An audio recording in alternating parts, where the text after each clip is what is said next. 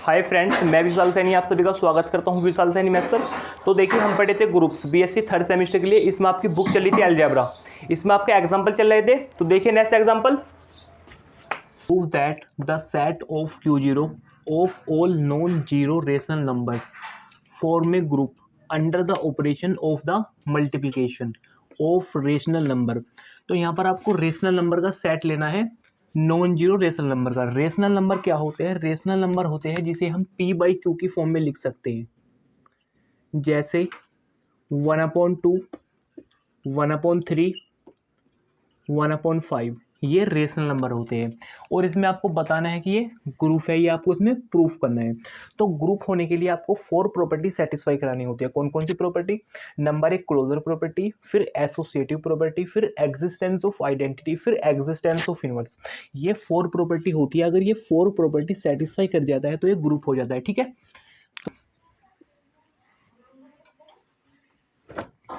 सबसे पहली प्रॉपर्टी देखिए, क्लोजर प्रॉपर्टी।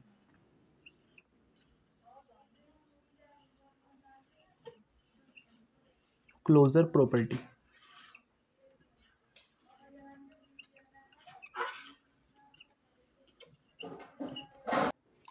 तो देखिए, क्लोजर प्रॉपर्टी क्या होती है? क्लोजर प्रॉपर्टी होती है अगर ए star B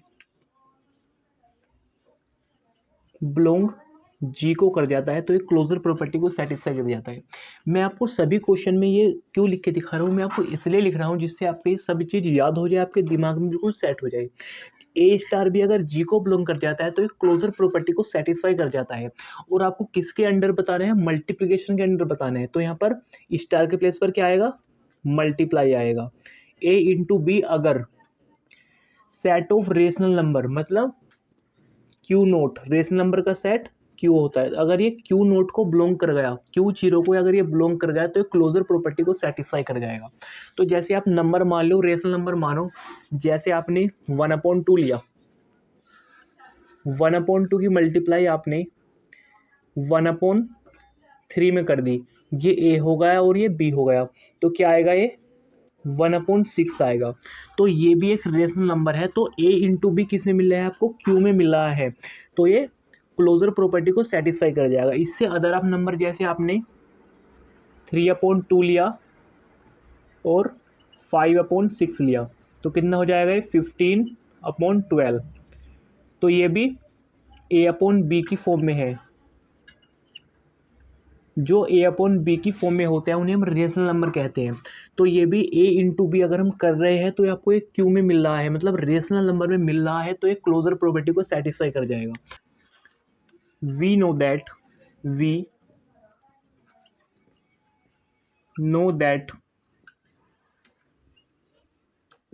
product of two non zero rational number, product of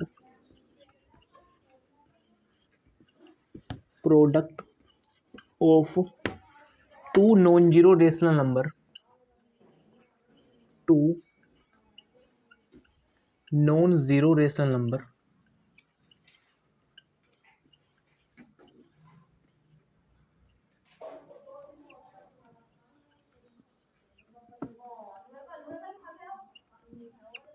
is also a non-zero rational number, is also a non-zero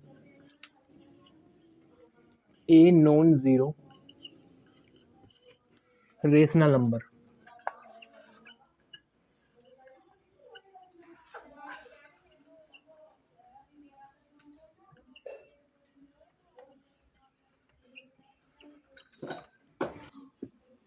दस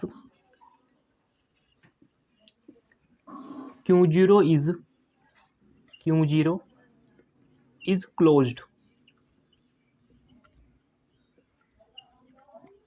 with respect to multiplication,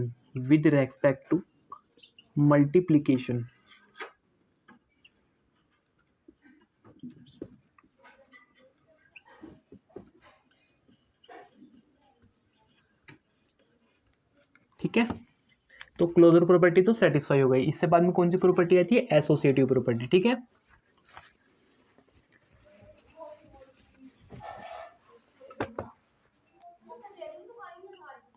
अब देखिए एसोसिएटिव प्रॉपर्टी।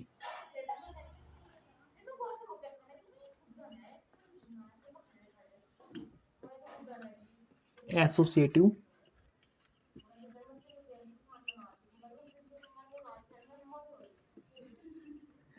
एसोसिएटिव प्रॉपर्टी क्या होती है? A star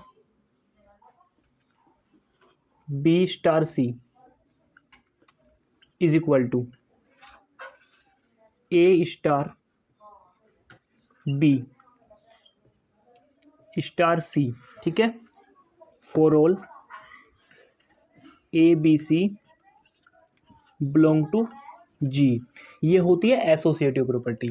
और आपको इसमें किसके रेस्पेक्ट में बताना है? मल्टीप्लिकेशन के रेस्पेक्ट में बताना है। तो स्टार के प्लेस पर क्या आ जाएगा? मल्टीप्लाई आ जाएगा। ये क्या हो जाएगा? ये ए इंटू स्टार के प्लेस पर multiply B into C is equal to bracket A into B पर आएगा A into B into C. Star के प्लेस पर इंटू हो गया, मतलब जिसके रेस्पेक्ट में करा है वो स्टार के प्लेस पर कर देते हैं।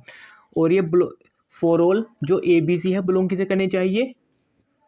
ए बी सी बिलोंग करने चाहिए Q0 को।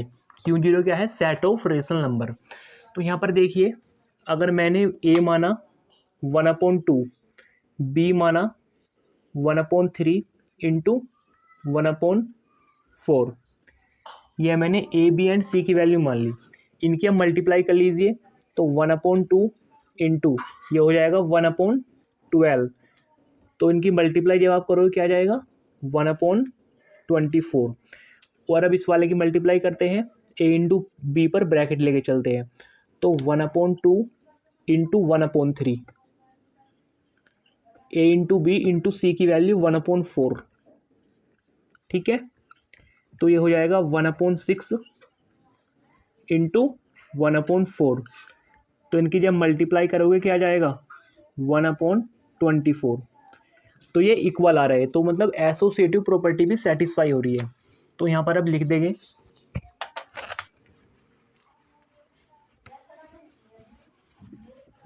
we know that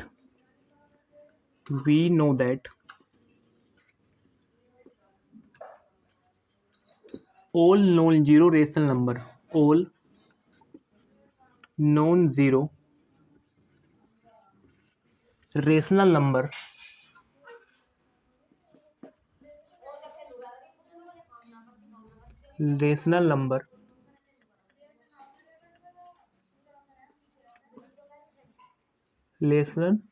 rational numbers satisfies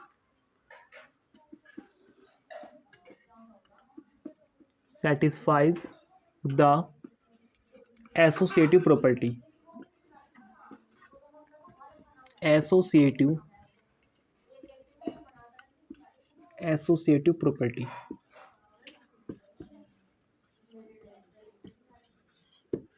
that is, यहाँ पर लिख देंगे एसोसिएटिव प्रॉपर्टी क्या होती है? A into B into C is equal to A into B into C, ये होती है एसोसिएटिव प्रॉपर्टी। तो आपकी एसोसिएटिव प्रॉपर्टी भी हो गई। इससे बाद में कौन सी प्रॉपर्टी आती है? Existence of identity. Existence of identity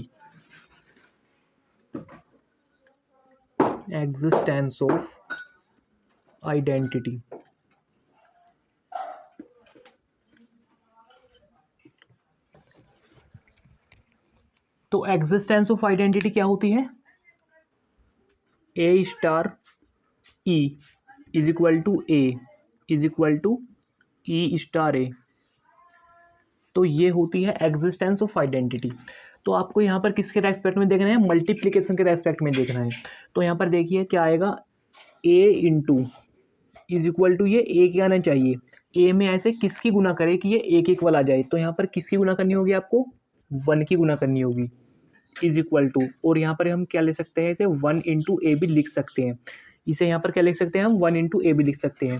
तो आप यहाँ पर चाहे नोट बना के भी लिख सकते हो। यहाँ पर लिखो, जो आइडेंटिटी एलिमेंट होता है, नोट बना के लिख लेना, इसे याद ही कर लेना आप। जो आइडेंटिटी एलिमेंट होता है, आइडेंटिटी एलिमेंट।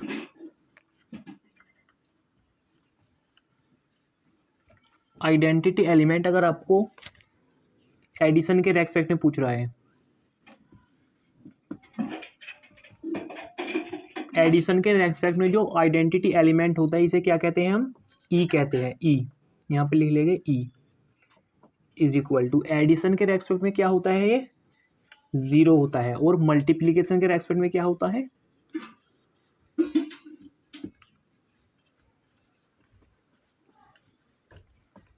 जो मल्टीप्लीकेशन के रेस्पेक्ट में होता है वो 1 होता है। ये आप याद कर लोगे, ठीक है। तो आइडेंटिटी एलिमेंट यहाँ पर क्या हुआ, 1 हुआ। ई क्या होता है, आइडेंटिटी एलिमेंट होता है। ई की वैल्यू क्या आई, 1 आई। तो एग्जिस्टेंस ऑफ आइडेंटिटी में देखिए, जो आइडेंटिटी एलिमेंट हुआ 1 हुआ, तो 1 देखिए ये क्यों जीरो को बिलोंग कर रहा है, नहीं कर रहा है, मतलब रेशनल नंबर में है नहीं है। तो देखिए 1 को हम 1/1 भी लिख सकते हैं, मतलब p अपॉन क्यू की फॉर्म में हम इसे लिख सकते हैं। तो मतलब ये रेशनल नंबर है, तो ये 1 जो है क्यू नोट को बिलोंग कर जाएगा। तो एग्जिस्टेंस ऑफ आइडेंटिटी भी आपकी सेटिस्फाई हो जाएगी। तो यहाँ पर देखिए कैसे लिख देंगे, वी हैव, यहाँ पर लिख देंगे अब एग्जिस्टेंस ऑफ आइडेंटिटी की थ्योरम, ठीक है। क्या होती है देखिए, a/1 is equal to A, is equal to हम इसे 1 × a भी लिख सकते हैं, ठीक है। तो ये होता है आपका एग्जिस्टेंस ऑफ आइडेंटिटी। देयरफॉर जो 1 होगा, 1 is the identity element, 1 is the identity element.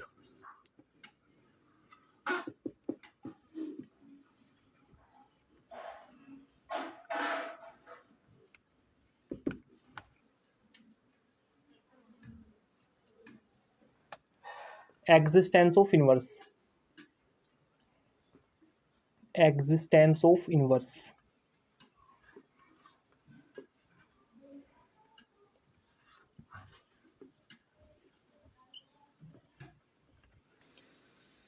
a*b is equal to E is equal to b*a, ये होती है आपकी एग्जिस्टेंस ऑफ इनवर्स। तो यहाँ पर b होता है वो a का इनवर्स होता है, b is the inverse of a। तो देखिए आपको इसमें मल्टीप्लिकेशन के रेस्पेक्ट में देखना है। जैसे हमको एक नंबर ले लेते हैं, हमने a ही ले लिया, सपोज दैट a में ऐसे किसकी गुना करें, जो आइडेंटिटी एलिमेंट होता है वो मल्टीप्लिकेशन के रेस्पेक्ट में क्या होता है, 1 होता है। हम a में कैसे किसकी गुना करें कि ये 1 के इक्वल आ जाए, तो a में आपको 1/a की गुना करनी पड़ेगी, जिससे a से a कैंसिल हो जाएगा, तो ये 1 के इक्वल आ जाएगा। और हम इसे b*a, मतलब आपको मल्टीप्लिकेशन के रेस्पेक्ट में देखना है, तो स्टार के प्लेस पर क्या आ जाएगा, इंटू आ जाएगा। और हम इसे 1/a, मतलब 1/a इंटू a भी लिख सकते हैं। तो यहाँ पर 1/a is the inverse of a। तो यहाँ पर देखिए, if a belong to Q0, अगर a Q0 को बिलोंग कर रहा है, a का मतलब यहाँ पर आप ऐसे मान लीजिए, कोई नंबर मान लीजिए, जैसे ये है 5 × 1/5 इज इक्वल टू 1 है। तो हमने एक नंबर मान लिया, a के प्लेस पर हमने 5 मान लिया। तो देखिए अगर a बिलोंग टू Q0, अगर a Q0 में है, मतलब जो 5 है वो रेशनल नंबर है, मतलब 5/1 इसे हम p/q की फॉर्म में लिख सकते हैं। तो अगर ये Q नोट में है, मतलब Q0 में ये है, देन तब तो 1/5 1/a, तो 1/5 का मतलब 1/a, जो 1/a होगा वो भी Q0 में होगा, क्योंकि 1/5 अगर हम यहाँ से 1/5 देखें तो ये तो p/q की फॉर्म में है ही, तो ये भी आपको Q0 में मिल जाएगा। तो if a belong to Q0 then 1/a belong to Q0। We have, अब यहाँ पर इसकी थ्योरम लिख देंगे, इसकी यहाँ पर प्रॉपर्टी लिख देंगे। क्या थी property, a × 1/a is equal to 1 is equal to 1/a into a। ये आपकी एग्जिस्टेंस ऑफ इनवर्स हो गया। तो यहाँ पर 1/a is the inverse of a, यहाँ पर लिख देंगे 1/a is the inverse of a, inverse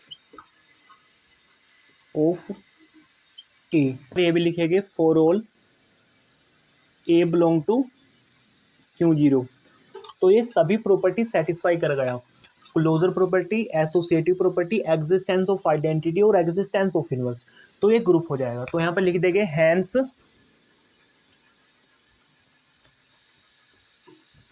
Q0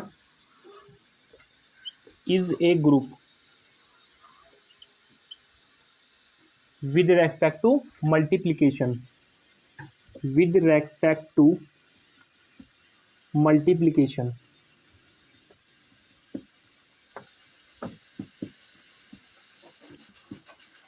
तो ये ग्रुप हो जाएगा। ठीक है, तो आज की क्लास में इतना ही रखते हैं। Thank you very much.